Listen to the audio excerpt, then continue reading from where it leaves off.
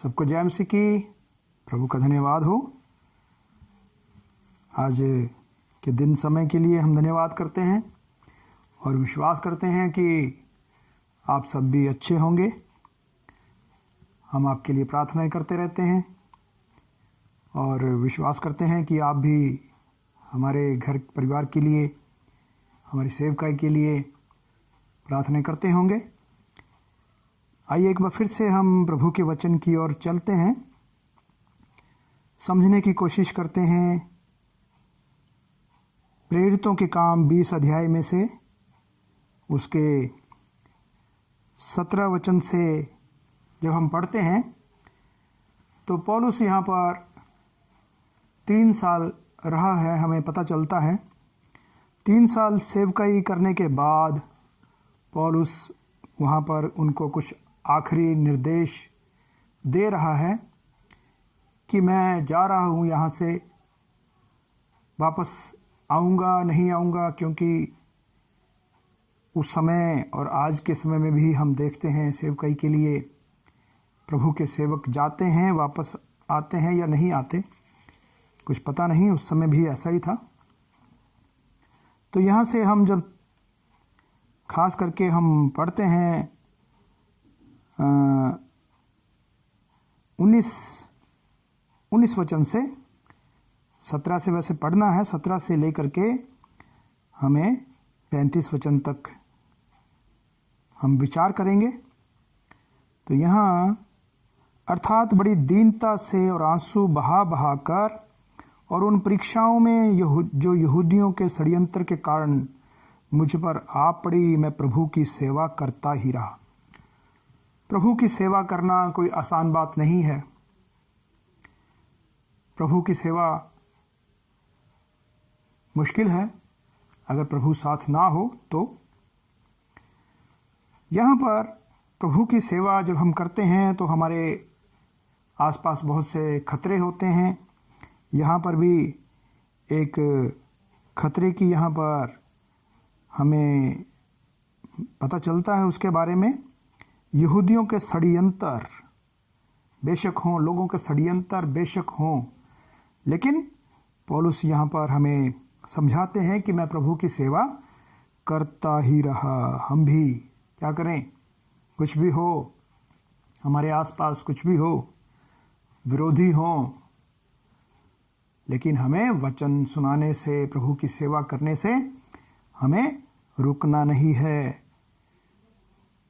और जो बातें तुम्हारे लाभ की थी उनको बताने, लोगों के सामने और घर घर सिखाने से कभी ना झिझका।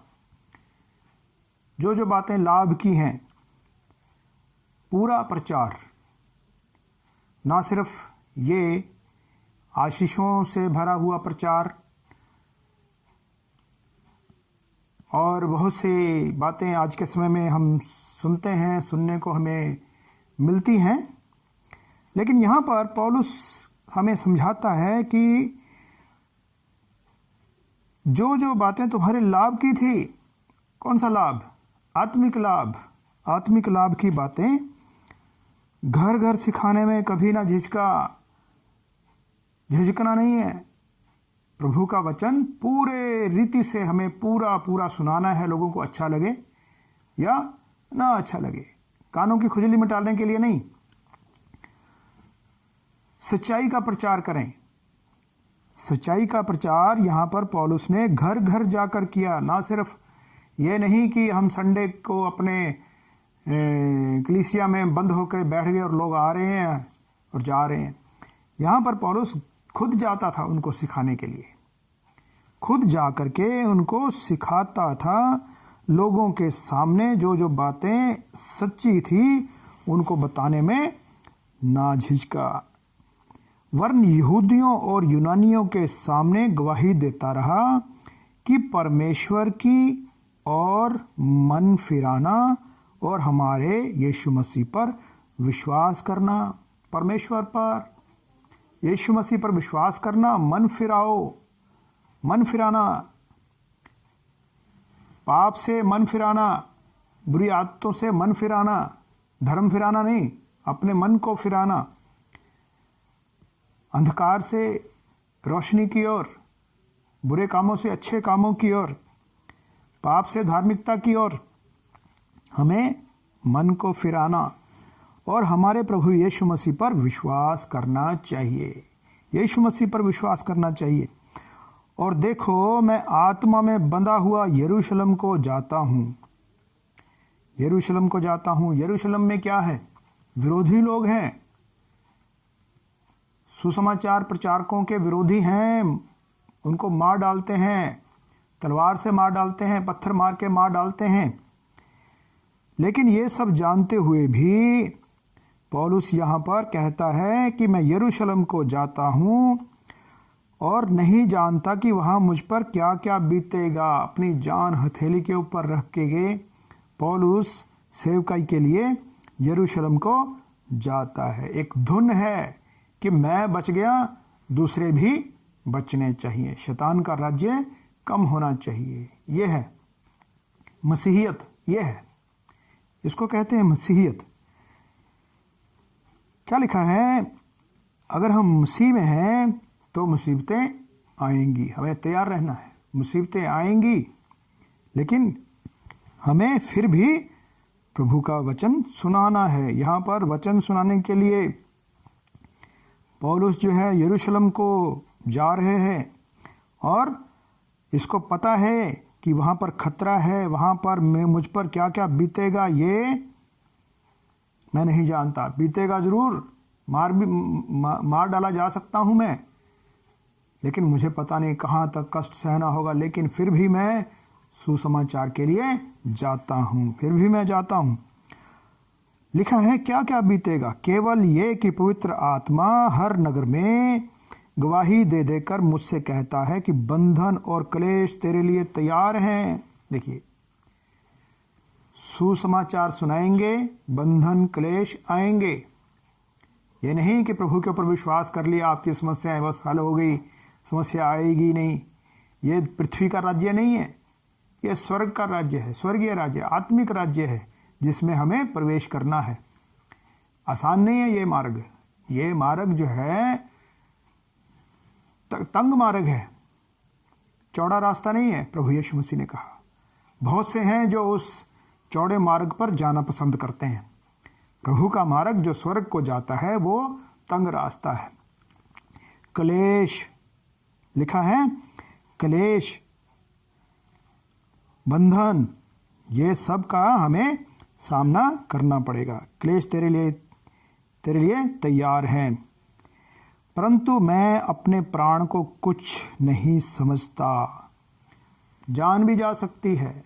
यहाँ पर पौलुस हमें इफिसुस की कलीसिया को और हमें भी सिखा रहे हैं, प्राण को प्रिय नहीं जानना। जो अपने प्राण को प्रिय जानेगा उसे खोएगा, प्रभु यीशु मसीह कहते हैं।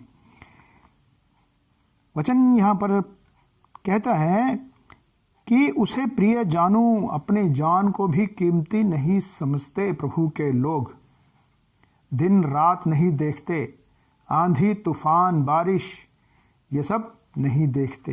जो प्रभु के अच्छे सेवक होते हैं वो सिर्फ एक किले के अंदर बंद होकर नहीं बैठ जाते, वो सड़कों के ऊपर निकलते हैं, प्रचार करते हैं, लोगों को बचाते हैं, सुसमाचार सुनाते हैं। यहाँ पर लिखा है, वरन मैं अपने प्राण को कुछ नहीं समझता, उसे प्रिय जानूं, वरन ये कि अपनी दौड़ को और उस सेवा को पूरी करूं।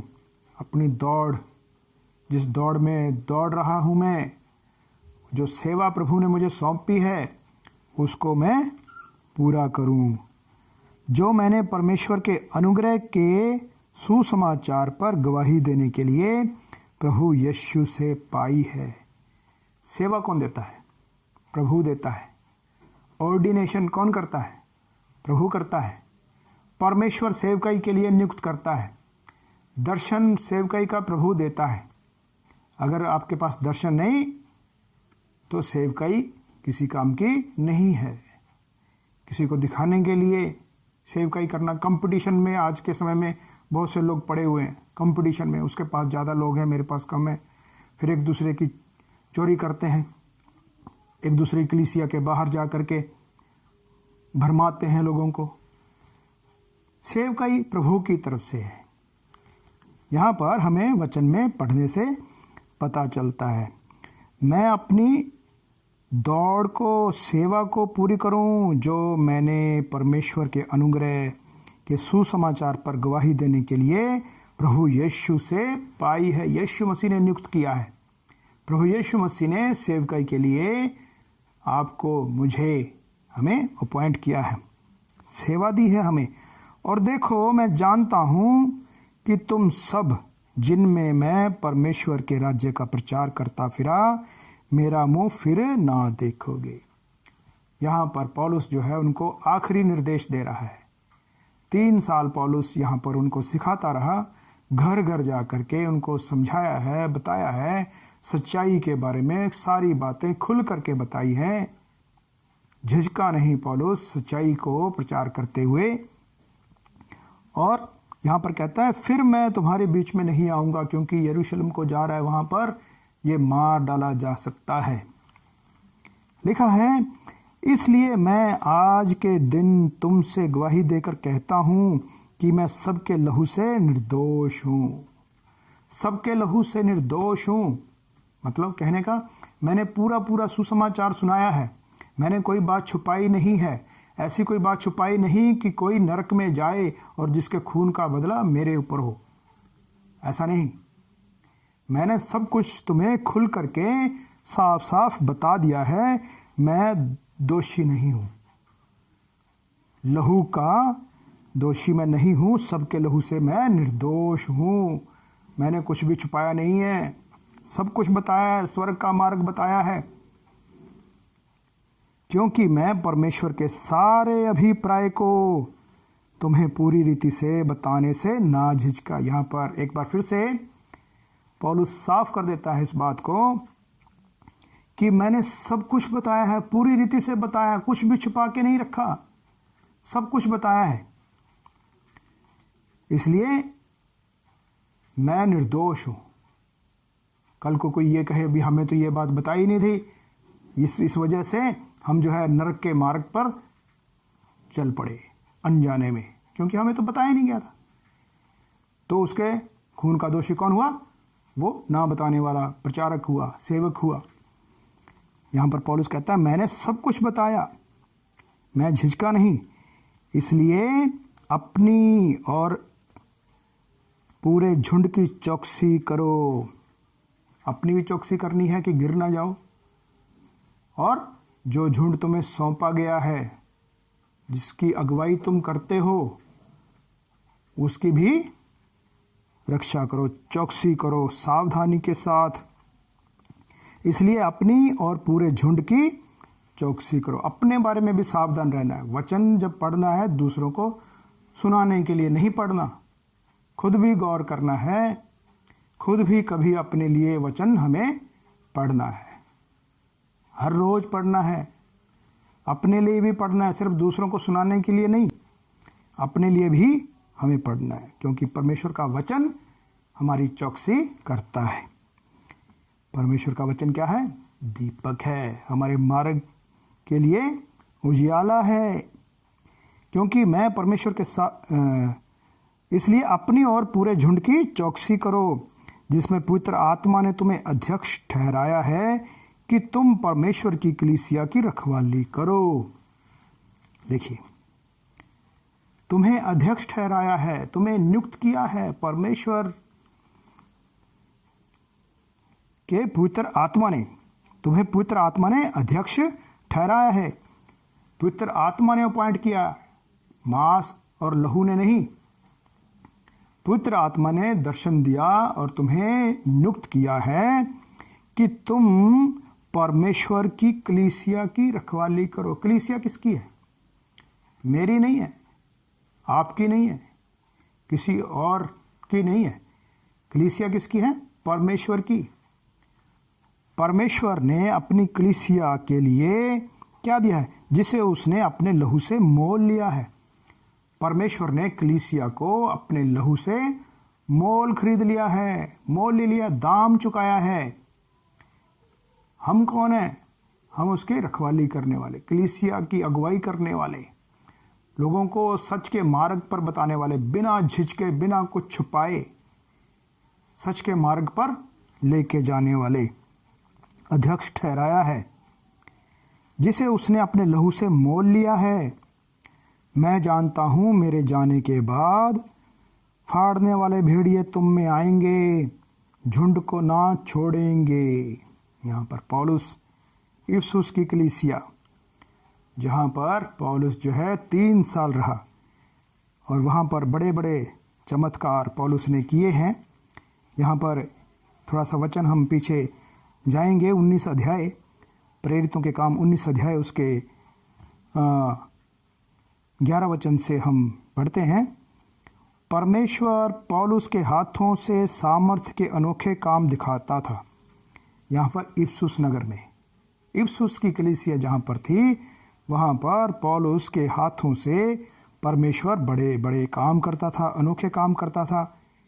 यहाँ तक कि रुमाल और अंगोछे उसकी देह से स्पर्श कराकर बीमारों पर डालते थे और उनकी बीमारियां जाती रहती थी और दुष्ट आत्माएं उनमें से निकल जाया करती थी। ये काम पौलुस जो है वहाँ पर किया है। पौलुस ने पूरी सेवकाई वहाँ पर की है। 10 वचन में जब हम पढ़ते हैं तो 2 वर्ष तक यही होता रहा, यहाँ तक कि आसिया के रहने वाले, क्या यहूदी क्या यूनानी, सबने प्रभु का वचन सुन लिया। सबने सुन लिया। सबको सुनाना है, कोई माने ना माने, कलीसिया में आए ना आए, हमारा काम प्रभु का वचन सुनाना। कुछ लोग विरोधी हो जाएंगे, कोई बात नहीं। यहाँ पर पौलुस जो है 3 साल सेवकाई किया और अभी वो लोगों को, अपने लोगों को, जो प्रभु के विश्वासी लोग हैं, जिन्होंने विश्वास किया, उनको कलीसिया संभाल करके आगे जा रहा है, आगे जा रहा है। मैं जानता हूं मेरे जाने के बाद फाड़ने वाले भेड़िए तुम में आएंगे, जो झुंड को ना छोड़ेंगे। बाहर से फाड़ने वाले भेड़िए, खाने वाले भेड़िए, झूठी शिक्षा लेकर, झूठा प्रचार लेकर, झूठी डॉक्ट्रिन लेकर तुम्हारे बीच में आएंगे। उनके हाथ में भी बाइबल होगी यही, लेकिन घुमा फिरा के इधर उधर से वो बातें करेंगे, कंफ्यूज कर देंगे, सोचोगे कि ये सही है या गलत है, और बहुत से लोग उनके पीछे चल पड़ते हैं। जो वचन को नहीं पढ़ते, उन लोगों के बारे में ऐसा हम कह सकते हैं कि वो लोग जो है झुंड को तितर बितर कर देते हैं। झुंड को ना छोड़ेंगे। तुम्हारे ही बीच में से ऐसे ऐसे मनुष्य उठेंगे जो चेलों को अपने पीछे खींच लेने को टेढ़ी मेढ़ी बातें कहेंगे। जो बाहर से आए उनकी तो हम चौकसी कर सकते हैं, लेकिन अंदर से हमारे अपने ही लोग हमारे खिलाफ हो जाते हैं। अपने ही लोग दूसरों से मिल करके कलीसिया में षड्यंत्र रचते हैं। यहाँ पर पौलुस हमें समझा रहा है कि तुम्हारे बीच में से लोग उठेंगे, तुम्हारे अपने ही लोग होंगे, वो जो जिन्होंने तुम्हारे साथ सेवकाई की, तुम्हारे साथ खाया पिया, यात्रा में गए, सुसमाचार प्रचार में हाथ बटाया, वही लोग जो हैं तुम्हारे अपने लोग टेढ़ी मेढ़ी बातें करेंगे, टेढ़ी मेढ़ी बातें करेंगे, लोगों को अपने पीछे खींच लेंगे। ये कलीसिया अच्छी नहीं है, उधर चलते हैं, ग्रुप बना लेंगे। जो चेलों को अपने पीछे खींच लेने को टेढ़ी मेढ़ी बातें कहेंगे। और आज के समय में कितना सच है ये वचन, बहुत सच्चाई है इस वचन में। 2000 साल पहले लिखा गया ये वचन आज भी 101% सही है, 101% सही है। इसलिए जागते रहो। सो गए तो चोर चोरी कर लेगा।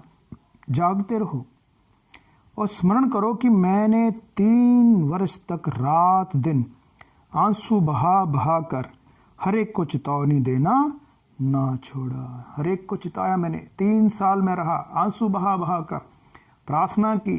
3 साल बहुत होते हैं किसी को सिखाने के लिए। प्रभु यीशु मसीह ने भी 3 साल सेवकाई की। आज के समय में बहुत से ऐसे कोर्स हैं जो 3 साल के होते हैं।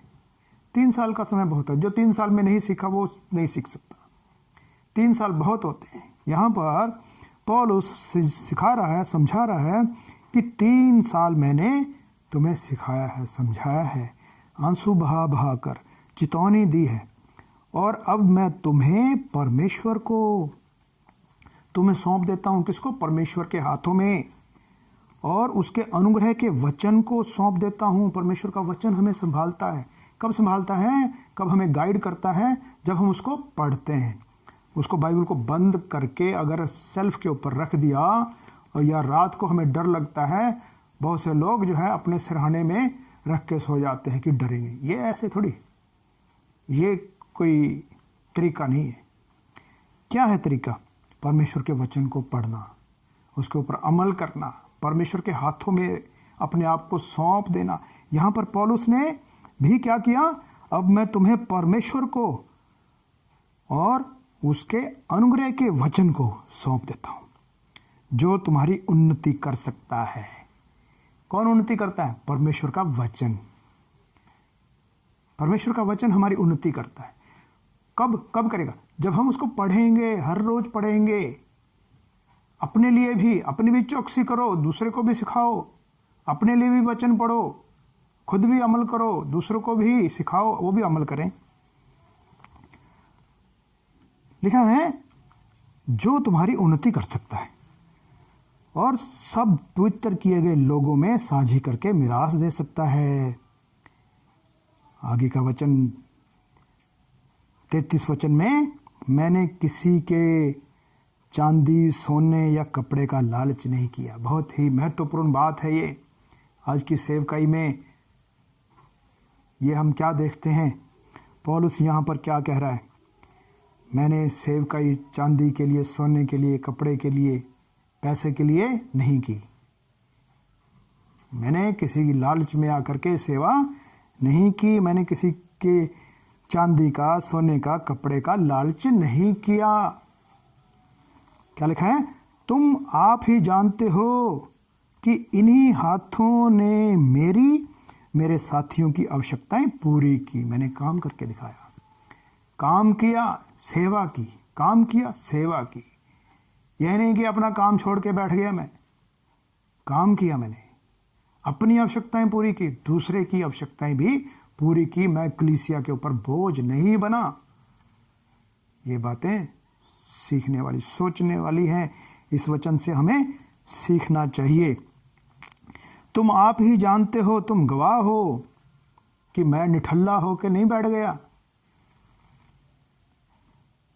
आप ही जानते हो कि इन्हीं हाथों ने मेरी और मेरे साथियों की आवश्यकताएं पूरी की। जो उन्हें जरूरतें थी सेवकाई में, जो भी जरूरतें होती हैं, मैंने काम किया, पैसा कमाया, मेहनत की, कलीसिया में लगाया। दूसरों के ऊपर मैं निर्भर नहीं हुआ। मैंने तुम्हें सब कुछ करके दिखाया। उदाहरण पेश करता है यहाँ पर पौलुस, जो है परमेश्वर के वचन के द्वारा हमें समझाते हैं, उदाहरण पेश करते हैं हमारे सामने कि सब कुछ करके दिखाया। किसी पर बोझ नहीं बना मैं। और इस रीति से परिश्रम करते हुए निर्बलों को संभालना, प्रभु यीशु के वचन को स्मरण रखना अवश्य है, जो कि उसने आप ही कहा है, लेने से देना धन्य है। Hallelujah, hallelujah. क्या है? मैंने तुम्हें सब कुछ करके दिखाया, लेने से देना। पौलुस कह रहा है ये बात, मैंने किसी का कुछ नहीं लिया बल्कि दिया। अपने हाथों से सेवा की, मैंने दूसरों को संभाला। जो वचन खरा था, सच्चा वचन था, वो मैंने सिखाया। यहाँ पर एक वचन हम और पढ़ लेते हैं, 2 तीमुथियुस 4 अध्याय और उसके 3 वचन में। 2 तीमुथियुस 4 अध्याय और उसके 3 वचन में भी हम कुछ देख लेते हैं। 2 तीमुथियुस और उसका 4 अध्याय और उसके 3 वचन में यहाँ पर लिखा है, क्योंकि ऐसा समय आएगा जब लोग खरा उपदेश ना सह सकेंगे, पर कानों की खुजली के कारण अपनी अभिलाषाओं के अनुसार अपने लिए बहुत से उपदेशक बटोर लेंगे। आज के समय में हम देखते हैं मसीही लोग भटक रहे हैं, कभी उस कलीसिया में, कभी उस कलीसिया में, कभी उसमें, कभी उसमें।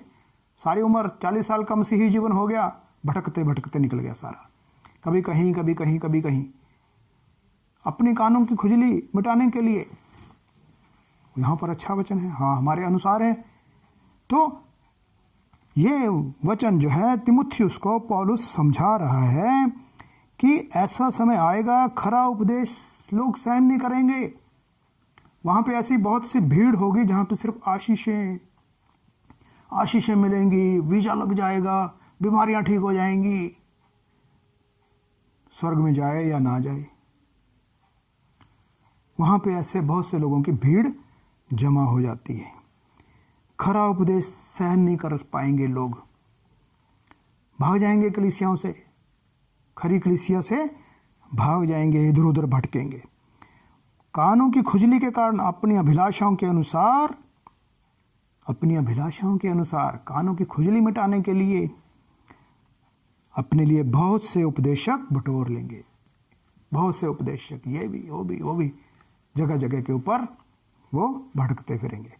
और ये बात आज के समय में ये लागू होती है। खरा उपदेश हमें सुनना है, खरा उपदेश हमें सुनाना है। लोग कम होते जाएं, कोई बात नहीं, कम लोग हों, उनको स्वर्ग लेके जाने वाले हम हों। बहुत सी भीड़ हो, स्वर्ग में एक भी ना जाए, सब चंगाइयाँ पाने वाले हों, वीजा लगवाने वाले हों, आशीषें पाने वाले हों, तो ऐसे लोग क्या करने। यहाँ पर पौलुस हमें समझाता है सेवकाई के बारे में कि सेवकाई हम कैसे करें। सेवकाई के बारे में बहुत सी बातें हमें यहाँ पर पौलुस का, परमेश्वर का वचन पौलुस के द्वारा हमें समझाता है। आइए हम इन वचनों के ऊपर हम ध्यान करें, गौर करें और अपनी सेवकाई को हम आगे लेके जाएं। Hallelujah, hallelujah. सबको जय मसीह। परमेश्वर सबको आशीष दे।